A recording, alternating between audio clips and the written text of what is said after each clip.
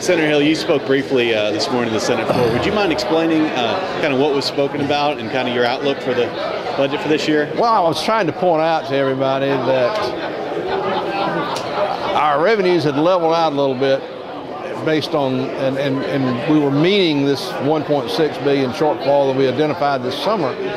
But I pointed out the December figures, which came out Friday, which showed we were down 9%, 8.9 overall, and 9% in individual income tax, and 9% in sales tax for December, which is one of the second biggest month of the year, and how we had not really received $1.5 billion but 1 month this year, and it takes that to meet our adjusted budget. So what I was trying to point out is the governor's budget reflects a $2.2 billion shortfall.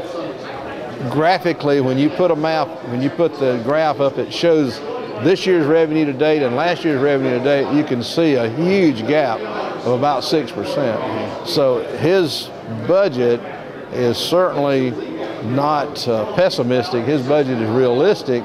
His revenue figure is realistic. We just hope that it stays that way and it doesn't go further south. But that's the problem. Nobody knows whether we've reached the bottom yet or whether we've reached a plateau yet.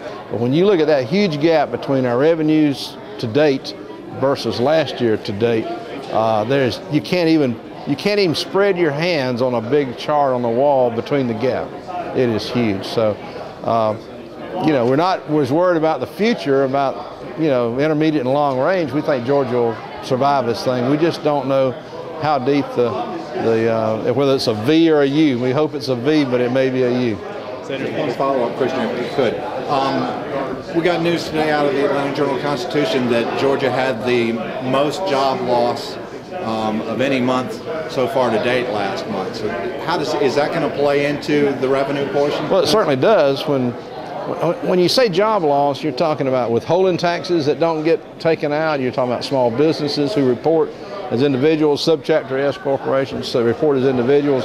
That's 50% of our revenues. So when jobs are lost and we've got 7.5% unemployment, that directly affects our revenue, and it actually trails a little behind because a lot of these businesses file quarterly.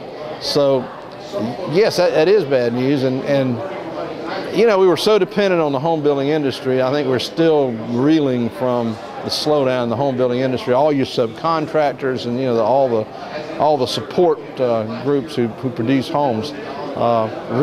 Commercial construction appears to be still a fair amount of that going on, but we really have.